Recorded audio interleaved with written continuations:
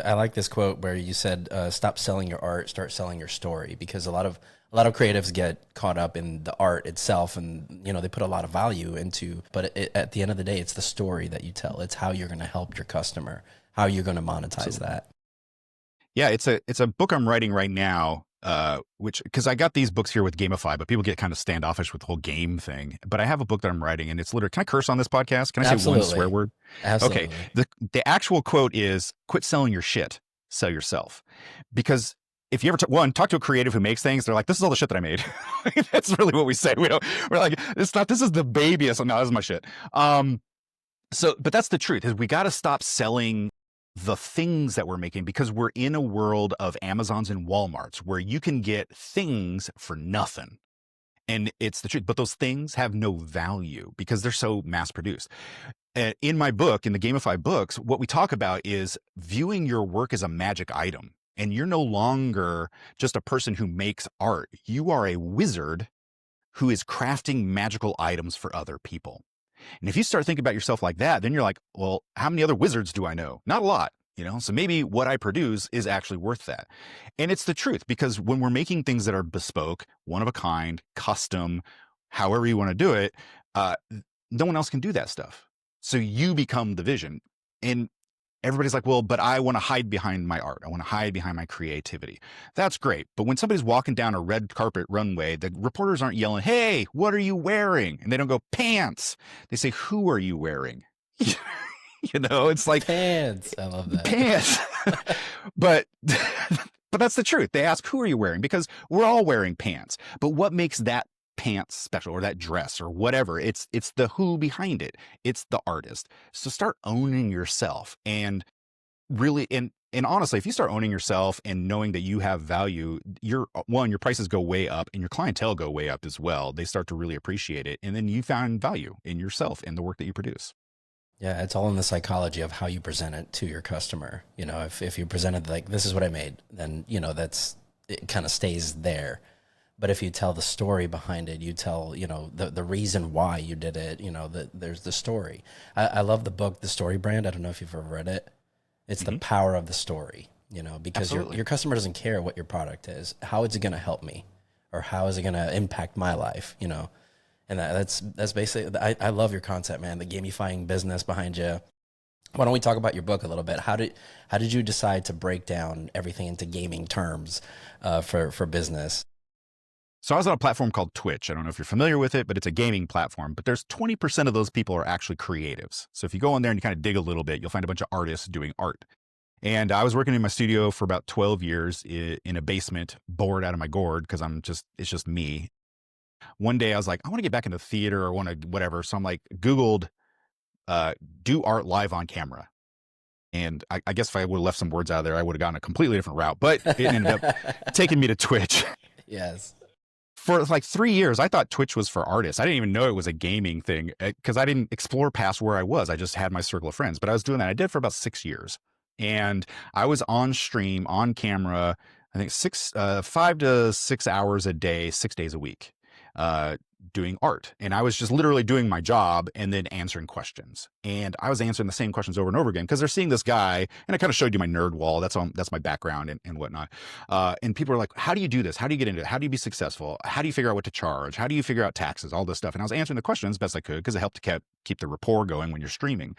But then I realized, like, I'm keep answering the same questions over and over again. So I'd like to get into coaching, because it would be just a lot easier if I could just coach people and say, "This is how we take you specifically," rather than me just answering how I did it. Here's how I can help you. And so I was coaching a client, and this client was really successful. I mean, they had a $1.3 million business doing pretty well. That was what they're grossing, but they were netting about 50 grand. So that's a huge disparity.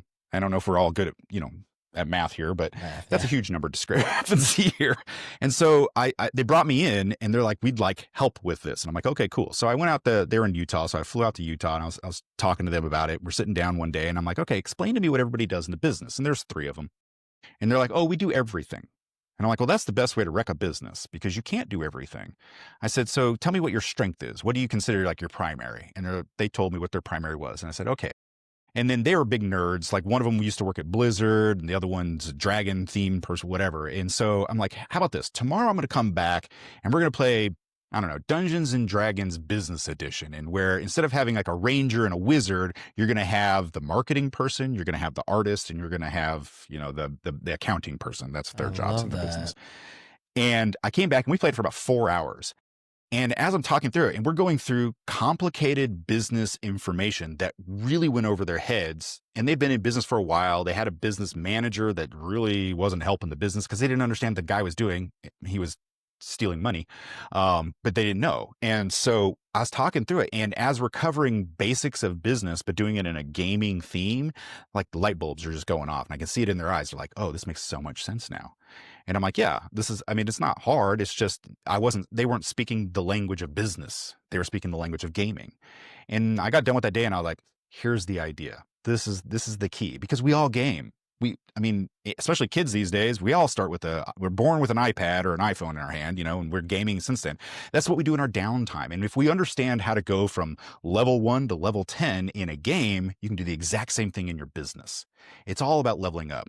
And the other bonus to this is that we play games, we scroll on our phones, we do all that stuff for the dopamine kick that we get, you know. And my sons, I got 3 boys, they're all gamers.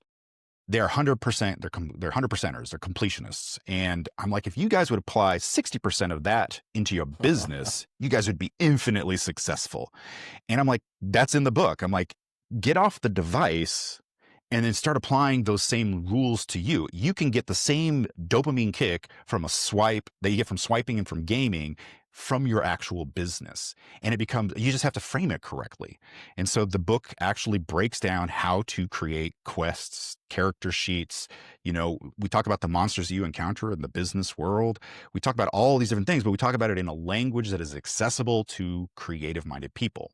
I'm not a linear thinker. I can pretty much guarantee you're not a linear thinker, Nope. but we forced ourselves, we crammed ourselves Yeah. to think that way because we know that's what we have to do to be successful. So it's like, well, how do we appeal to somebody who's a cloud thinker? That's what I like to think of creatives as, because we're not going this direction. We're like, here, now we're here, now we're here, we're never here. So that's just how we Yeah. think. It's just the So I'm nature. like, how do Yeah. we, it is absolutely. So I'm like, how do we grab that and excite people about it? The book is also written for people with ADHD. My son has ADHD. And so I know that if I say, fill out this workbook, my son would get about 2 pages into it and he's like, I'm done. So this one has fill in the blanks, got bubbles, it's got all these different things that just keep your mind constantly wandering around, which is good because then you're doing the work, which is the idea. Now, what I don't tell people, because it's the secret, and so I'm going to tell you, just you and all your Just me. listeners, Thanks.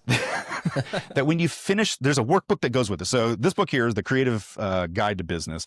That's the book, and inside of it has a bunch of fill in the blanks, but there's a workbook that goes with it you can actually fill in. It's a complement to this one, so you're not drawing in your actual book.